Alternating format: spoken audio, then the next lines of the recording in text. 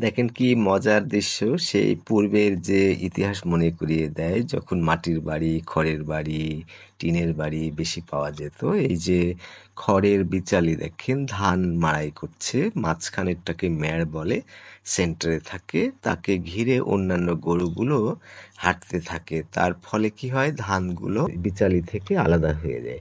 এইভাবে জীবন চলতো তখন। হ্যাঁ, অনেক কষ্ট ছিল, কাজ করতে হতো বেশি, কিন্তু তার মাঝে অনেক মজা ছিল। সবাই মিলেমিশে থাকতো। তাদের কিছু কিনতে হতো না। একজনের বাড়ির ডাল, আরেকজনের বাড়ির চাল আদান-প্রদান হতো। অনেকগুলো সমস্যা হতো, যেমন আগুন ধরে যেত বেশি।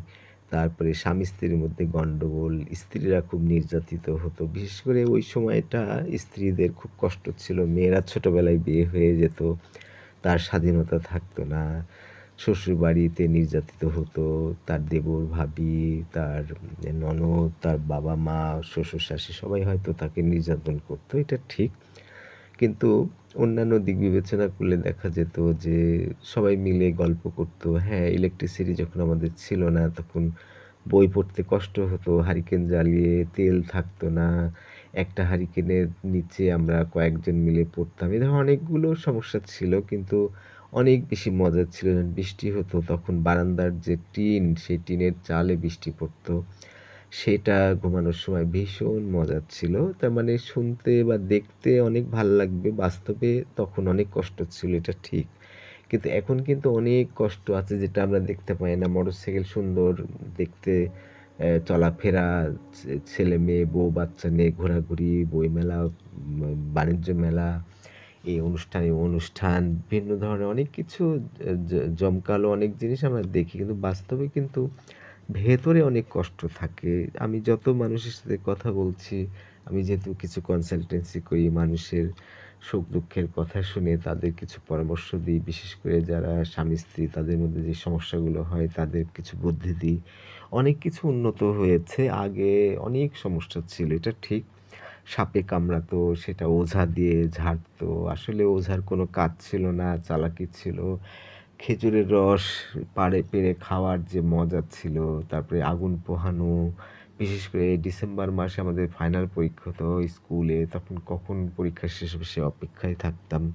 সেই পরীক্ষা শেষ হলে দলবল মিলে এই যে ধানের বিচালি, সেই বিচালিতে খেলা, মজা। ধান যখন কাটতো নবান্নের সময়ে দেখা যেত যে অনেক মানুষ হতো। গরুর গাড়িতে বিয়েতে যেত। বিয়েতে কেউ খেতে দিত না, কিন্তু ওই নোংরা পানি দিয়ে শরবত বানিয়ে দিত। সুভাষ গুড়গুড়ি এরকম কিছু বিশৃঙ্খল ব্যাপার হতো, কিন্তু তারপরেও ভেতরে অনেক মজা ছিল। যাত্রাপালা হতো। আমাদের সময় খুব একটা যাত্রাপালা ছিল না। তখন অনেকটাই আসলে যাত্রা মুক্ত প্রায়, বা তখন আমরা ছোট ছিলাম, সেই সুযোগগুলো পাইনি। কিন্তু আমার যারা সিনিয়র যারা, তারা অনেকেই দেখেছে। তো অনেক ধরনের মজা ছিল। কাদা হতো, কাদা ভেঙে যখন বৈঠকখানায় সবাই মিলে একসাথে হতাম, তখন কিন্তু খুব মজা ছিল। কিন্তু এখন পাকা রাস্তা, কাদা হবে না, কিন্তু কেউ বসে না। সবাই, কেউ মোটরসাইকেলে কোথাও চলে যাচ্ছে, কেউ এখানে যাচ্ছে, ওখানে যাচ্ছে। এই যে হাজার ধরনের অ্যাক্টিভিটিস, সব কিছুতে সুবিধা, mobile phone, internet, Facebook, YouTube, হাজারো জিনিসের ভিড় জমে গেছে। এতে মেয়েদের সুবিধা হয়েছে, মোবাইলের কারণে মেয়েরা অনেক পাওয়ারফুল হয়ে গেছে। যেহেতু হাজার হাজার ছেলে তাদেরকে ফোন করে, ফেসবুকে নক করে। এভাবে তাদের যেহেতু হাজারটা ছেলে হুমড়ি খেয়ে মেয়েদের দিকে পড়ে, যে কারণে মেয়েদের পাওয়ারটা অনেক বেড়ে গেছে। তাদের অনেক কষ্ট ছিল। আগে তাদের নির্যাতন, অপমান, অপদস্থ। তাদের স্কুল খুব একটা ছিল না। ডিম তারা খেতে পেত না, দুধ খেতে পেত না। ছেলেদেরকে দেওয়া হতো কাচারিতে, ভুল ব্যাখ্যা দেওয়া হতো। কুসংস্কার ছিল, যে অপরাধী না তাকে মারা হতো। অপরাধ করেনি কিন্তু ধরা হতো, পাকড়াও করা হতো। এখন যেমন একটা ছেলে-মেয়ে তার নিজের ইচ্ছায় বেড়াচ্ছে, ঘুরছে, তাদের ব্যক্তিগত ব্যাপার। তখন কিন্তু ব্যক্তিগত ব্যাপার ছিল না। মোড়লরা সাধারণত এইগুলো কন্ট্রোল করত। একজন নামাজ পড়ে, কিন্তু চোখের সামনে যদি নামাজ না পড়ে তাহলে সেটাকে খারাপভাবে দেখা হতো। এখন কিন্তু কে কোথায় কি করছে না করছে বোঝা যায় না। অনেক মজা আছে, অনেক সুবিধা আছে। কিন্তু যদি হিসাব করা যায় তাহলে এখন অনেক অসুবিধা হয়তো অনেক বেড়েছে। কারণ যত মানুষের সাথে কথা বলছি অবাক হয়ে যাচ্ছি। কারো দাম্পত্য কোলাহল, কত ধরনের যে বিশৃঙ্খলা, অশান্তি, কষ্ট এগুলো তার মানে হচ্ছে যে হ্যাঁ, আগে নির্মল ছিল তাই কবি বলেছে যে, "নাও দাও ফিরে সে অরণ্যর" কথা বলেছে। "লও হে নগর।" এই নগর আমরা শহরের যে সভ্যতায় সেটা তোমরা নিয়ে নাও, আমাকে সেই অরণ্য ফিরিয়ে দাও। যেমন হিল ট্যাক্সি যখন ইলেকট্রিসিটি গেল তখন আমার পছন্দ হয়নি যে হিল ট্যাক্সি ওরা থাকুক না ওদের মতো। স্কুল কলেজের দরকার নাই। ওরা ওদের মতো থাকুক। তারপরে মোবাইল ফোন গেল তখন আমি আরও খারাপ লাগলো যে মোবাইল দেওয়ার দরকার কি? তাদের স্কুলে আনার দরকার কি? কোনো কিছুই দরকার নাই। তারা তাদের মতো চলুক। সেখানে অনেক সমস্যা ছিল। কুসংস্কার, মারামারি, অন্যায়, অবিচার এই জিনিসগুলো অনেক বেশি ছিল। কুসংস্কারটা অনেক বড় ছিল।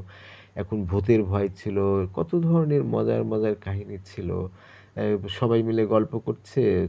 যে খাটের নিচে পা দিয়ে পা ঝুলে বসে আছি মনে হচ্ছে যে কে না কে পা ধরে টান দিবে। ওই যে ভূতের গল্প চলছে সেজন্য। এই ধরনের যেটা অবৈজ্ঞানিক যেগুলো হিসাব নিকাশ নাই সেগুলো অনেক কিছু ছিল। কিন্তু তারপরেও সেগুলো একটা আলাদা মজা ছিল।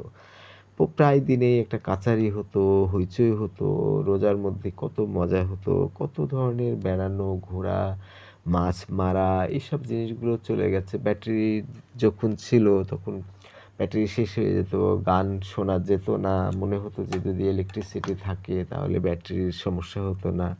তাহলে দিনের পর দিন আমরা গান শুনতে পেতাম। কিন্তু যখন ইলেকট্রিসিটি আসলো, ব্যাটারি বাদ গেল, তখন আর গান শোনার সময় হয় না, ভালো লাগে না, একসাথে বসা হয় না।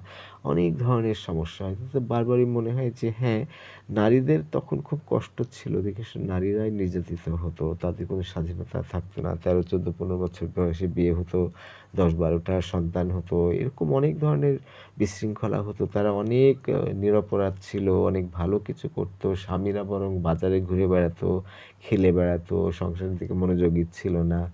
তার স্ত্রীরাই বিভিন্নভাবে কচু পাতা এনে, শাকসবজি এনে এটা ওইটা করে রান্না করে একটা গোঁজা মিল দিয়ে চালিয়ে নিত। টিউবওয়েলে পানি নিত। এই যে অনেক ধরনের মজা ছিল, সেইগুলোর মধ্যে নারীদের খুব কষ্ট ছিল। তারপরে বলব যে হ্যাঁ, নারীদের কষ্ট ছিল। নারীরা এখন অনেক সুবিধার মধ্যে পড়ে। তারপরেও কিন্তু হাজারটা সমস্যা বেড়ে গেছে। সিজার হচ্ছে, অশান্তি হচ্ছে, গন্ডগোল হচ্ছে, ডিভোর্স বেশি হয়ে যাচ্ছে। একজন আরেকজনকে মানছে না। সংসারে বিশাল অশান্তি হচ্ছে। ছেলেমেয়েদের পড়াশোনার চাপ বেড়ে যাচ্ছে। চাকরি-বাকরি পাওয়া যাচ্ছে না। রাজনীতিতে ঢুকে যাচ্ছে, নেশার মধ্যে ঢুকে যাচ্ছে। এই যে নেশা-টেশা এগুলো একদমই তেমন ছিল না। তার মানে যত ধরনের সুবিধাগুলো আমরা মনে করতাম যে সামনে আমরা পেলে ভালো হবে। কিন্তু যখন সুবিধাগুলো আমরা পেতে শুরু করলাম, তখন দেখলাম যে ভেতরে, ভেতরে আরো হাজার, হাজার জিনিস আমরা হারিয়ে ফেলেছি।